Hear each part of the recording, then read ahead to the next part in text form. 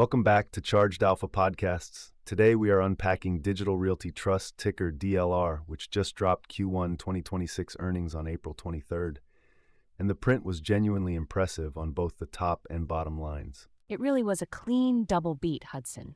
Revenue came in at $1.635 billion versus the $1.601 billion consensus, beating estimates by roughly 2.1% in the quarter. And the EPS line was just as convincing. Digital Realty posted 46 cents against the 44.9 cents analysts expected, another 2.4% beat, which is tight but undeniably positive for a REIT. Meanwhile, the stock is trading near $200 flat, just $4 off its 52-week high of $204.94, with the market cap now sitting at roughly $68.7 billion. What I love about this setup is the symmetry. Revenue beat, EPS beat, stock near highs, and the AI infrastructure narrative still gaining steam. But we need to stress test whether fundamentals actually justify this valuation.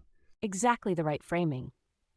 A REIT near 52-week highs with $24 billion of debt is not a free pass, even if the hyperscaler demand story looks unstoppable from where we sit today.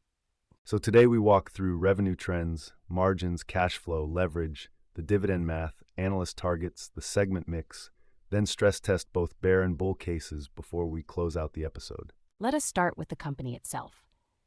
Digital Realty Trust traces its roots to 2004 when it was founded as a pure-play data center real estate investment trust, long before hyperscale cloud existed. And that timing turned out to be remarkable. They built a global platform while Amazon, Microsoft, and Google were still figuring out what cloud infrastructure even looked like at planetary scale across multiple continents. Today, Digital Realty operates more than 284 facilities across 48 metros, 23 countries, and 6 continents. It is genuinely one of the most geographically diversified data center platforms globally. The CEO since 2022 is Andrew Power, who was previously the CFO. That internal promotion gives him deep familiarity with the capital structure, which matters enormously when you're running a leveraged REIT. Headquarters is Dallas, Texas, and they employ around 3,936 people globally. For a business operating massive physical infrastructure, that headcount is actually quite lean relative to the asset base. The business model is straightforward on paper. They build and own data centers, lease megawatts of capacity to hyperscalers and enterprises on long contracts, then layer high-margin interconnection services on top. And that interconnection layer is the crown jewel. Platform Digital is their global connectivity fabric, and it creates real network effects that raw colocation space alone simply cannot replicate for demanding enterprise customers. Now let us dig into the revenue trend, because this is where the AI supercycle narrative really shows up in the numbers. The 8-quarter trajectory is one of the cleaner charts you will see. Walk me through it. Q2 2024 was $1.357 billion. Q3 ticked up to $1.431 billion. Q4 was essentially flat at $1.436 billion. Then Q1 2025 dipped slightly to $1.408 billion, which was a seasonal soft patch. But from there, the acceleration is unmistakable as hyperscaler leases ramped dramatically through the year. Q2 2025 jumped to $1.493 billion. Q3 hit $1.577 billion. Q4 reached $1.635 billion, and Q1 2026 came in at $1.635 billion again. That is 16.1% year-over-year revenue growth, which for a REIT this size is genuinely exceptional. Most data center peers are growing high single digits, so Digital Realty is clearly taking share. And the quarter-over-quarter sequential stability from Q4 to Q1 matters too. It suggests the leasing pipeline is not just front-loaded. Hyperscalers keep signing multi-year commitments at scale. The demand backdrop is the AI CapEx supercycle. Every major cloud provider is racing to secure power, land, and fiber. Digital Realty sits right in the middle of that global scramble for capacity. Let us move to the earnings line, because REIT EPS requires careful interpretation. Digital Realty posted 46 cents gap in Q1 2026, up from 27 cents in Q1 2025, a massive headline jump. Right. But here's where the forward EPS projection framework matters. Analysts have fiscal 2026 EPS at $1.80, rising to $2.21 in 2027 and $2.57 in 2028. So that is a compound annual growth rate somewhere in the mid-teens on GAAP EPS, which sounds great until you remember GAAP earnings for REITs include property sale gains and are notoriously noisy. That is why we also look at core FFO, or funds from operations, which adjusts for depreciation and property gains.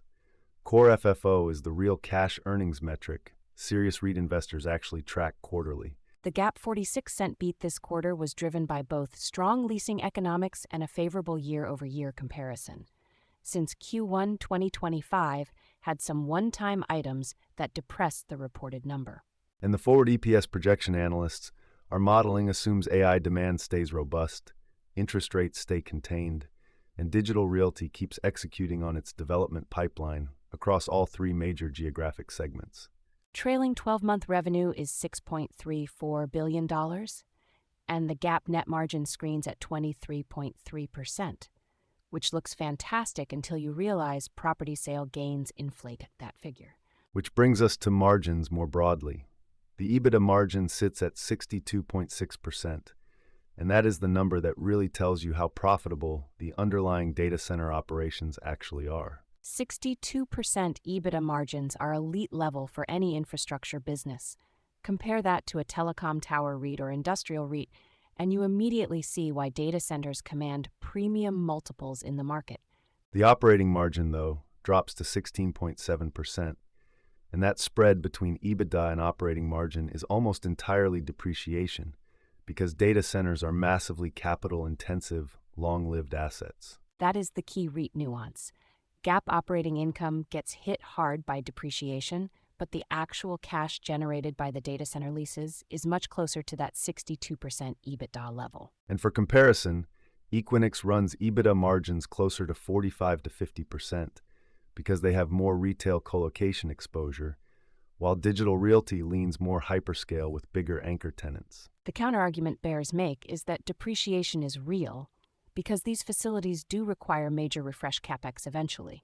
So ignoring it entirely through an EBITDA lens can overstate true long-term profitability. Fair point, and that is why we also want to look at cash flow directly, not just reported earnings. Let us turn to the Q1 2026 cash flow statement to see what is really happening. Operating cash flow in Q1 was $399 million, which annualizes to roughly $1.6 billion. A healthy number that supports both the dividend and a chunk of development spending. But CapEx in the quarter was $787 million, nearly double operating cash flow. That is almost entirely growth CapEx, building new data center capacity to meet hyperscaler demand. So free cash flow is deeply negative on a GAAP basis, which sounds alarming until you understand this is exactly how every growth-oriented data center REIT looks when demand is outstripping existing capacity. The playbook is simple. Raise debt or equity, build the facility, lease it to a hyperscaler on a 10-year contract, then collect predictable rent for the next decade while the asset value appreciates. And the development pipeline is the asset that will drive future earnings. Every dollar of CapEx spent today becomes revenue and EBITDA 2 or 3 years from now as facilities come online and lease up. The risk, of course, is that you fund negative FCF with debt, and that debt compounds quickly if the lease up on new facilities slips or interest rates rise faster than management expected. Which is the perfect segue to the balance sheet. Digital Realty has $3.45 billion in cash and short-term investments, which sounds like a lot until you see the debt side. Total debt is $24.2 billion. Net of cash, you are looking at roughly $20.7 billion in net debt, carrying across the global portfolio of 284 data centers. Net debt to EBITDA sits at 5.78 times. For a REIT, that is on the higher end of acceptable. Most data center peers operate between 5 and 6 times leverage today. Interest coverage is 3.05 times, which is adequate but not comfortable. If EBITDA dips or interest expense rises meaningfully on refinancing, that coverage ratio could get uncomfortably tight within a year or two. That is the single biggest vulnerability in the story. $24 billion in debt is a lot to carry, and a prolonged higher rate environment would compress the spread between cap rates and borrowing costs. On the positive side, Digital Realty has a well-laddered debt maturity schedule, investment-grade ratings, and access to global capital markets in dollars, euros, and yen, which diversifies refinancing risks significantly. Now let us talk about the dividend, because this is where income-oriented REIT investors really focus. The annualized payout is $4.88 per share, good for a 2.44% yield. On GAAP EPS, that payout ratio technically exceeds 100%, which again looks alarming on screeners. But on a core FFO basis, coverage is healthy at around 70%, which is REIT standard. The key tension is that Digital Realty has not raised its dividend in several years, choosing instead to retain cash for development. That is actually the right decision given the scale of the AI opportunity. And they are not doing buybacks either. Capital allocation is almost entirely flowing into new data center construction, which makes sense when hyperscalers are signing leases faster than the industry can physically build capacity. For context, if you compare that 2.44% yield to the 10-year Treasury, you are only picking up maybe 50 basis points of premium, which means investors are clearly buying growth here. The dividend is really table stakes. The thesis for owning DLR today is not the yield itself, it is the compounding of core FFO per share from the development pipeline coming online over the next decade. Turning to the sell side, Wall Street is broadly constructive: 14 buy ratings, 6 holds, and notably 0 sells across the covering analyst community, which is quite a bullish consensus distribution overall. The average price target is $220, implying roughly 10% upside from today's $200 level. That is not a massive upside, but reasonable given the stock has already run considerably. Wells Fargo stayed at Overweight in April 2026, and Cantor Fitzgerald actually upgraded to Overweight in the same month, citing accelerating AI lease signings and improving visibility on 2027 and 2028 development yields. Truist and Citigroup both have buy ratings, and HSBC upgraded to buy back in January 2026. So the Tier 1 bulge bracket and the specialist real estate shops are largely aligned on the long thesis. The more cautious calls include Morgan Stanley and Barclays at equal weight, though notably Barclays upgraded from underweight in January. Bank of America, interestingly, actually downgraded to neutral in January 2026 on valuation grounds. So the bear camp really boils down to valuation concern, not thesis breakage. Nobody is saying AI data center demand is fake. They are saying the stock may already be pricing in a lot of good news. Which is an important distinction for listeners. A neutral rating from Bank of America is very different from a sell rating, and the absence of any sell ratings in the universe is genuinely notable here. Let us now dig into the segment structure, because this is what actually differentiates Digital Realty from its competitors at the strategic level, not just the financial level. Start with the geographic mix. Revenue breaks down roughly 60% Americas, 30% EMEA, and 10% Asia Pacific. So it is a global platform, but still anchored heavily in North American hyperscale campuses serving major cloud providers. The EMEA exposure is actually a key strategic asset. Europe is just beginning its AI infrastructure build-out, and sovereignty regulations are forcing hyperscalers to build physically inside EU borders, which plays perfectly to Digital Realty's footprint. And Platform Digital is the connective tissue that ties the global footprint together. It is a global data exchange that lets enterprise customers connect to multiple clouds, networks, and partners from any Digital Realty facility. That interconnection layer is the high-margin, sticky piece of the business. Once a customer plugs into Platform Digital in London, Singapore, or Ashburn, the switching costs to move elsewhere become genuinely meaningful over time.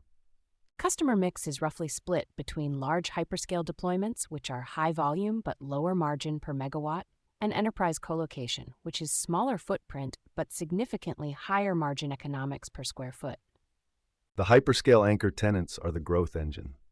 When Microsoft or Meta signs a 50-megawatt lease in a new metro, that single contract can add meaningful revenue visibility for the next 10 or 15 years. Okay, let us steelman the bear case now, because near 52-week highs is exactly when investors need to hear the counter-arguments most clearly. The biggest red flag is leverage, plain and simple. $24 billion in total debt at 5.78 times EBITDA is not a balance sheet you want heading into a recession, rate shock, or any unexpected slowdown in hyperscaler capital spending plans.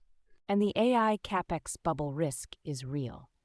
Hyperscalers are spending unprecedented amounts on AI infrastructure, and if monetization disappoints, their CapEx guidance could get cut sharply, which would hit data center demand directly.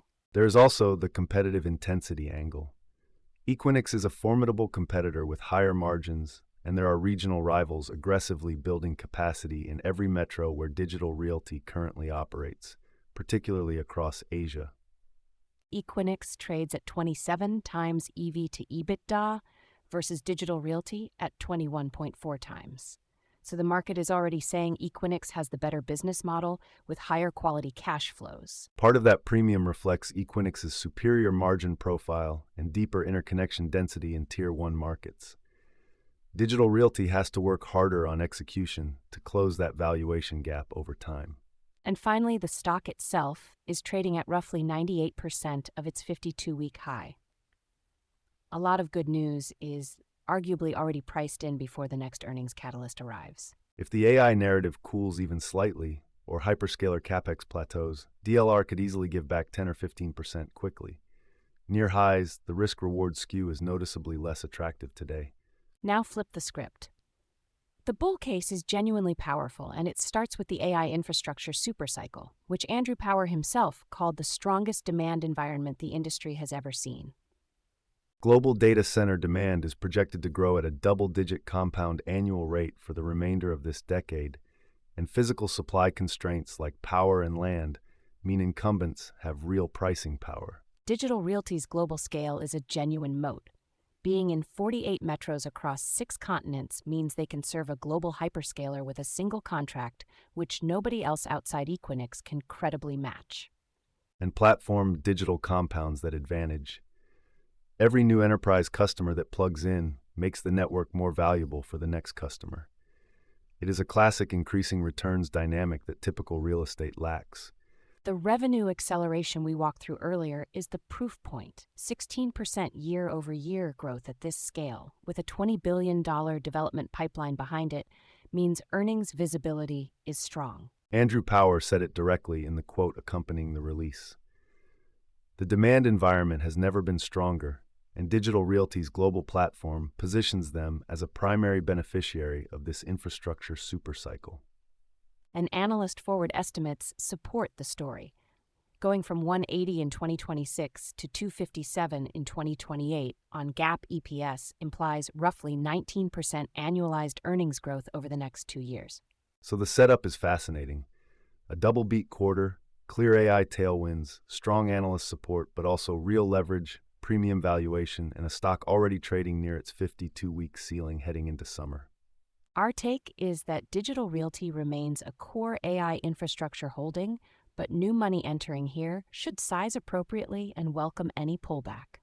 The story is intact. The entry point is just less forgiving. This podcast is for informational and entertainment purposes only and does not constitute financial advice. The information presented reflects data available at the time of recording and may not be current. Always consult a qualified financial advisor before making any investment decisions. Charged Alpha and its hosts may hold positions in securities discussed. Past performance is not indicative of future results. Ooh, we do! That ticker tape starts dancing fast. A bull market thrill that's built to last. Dividends are ringing up the swing. Listen to that sweet ka-ching. It's a Wall Street swing. That fast-paced rhythm makes you sing. Yeah, the Wall Street swing.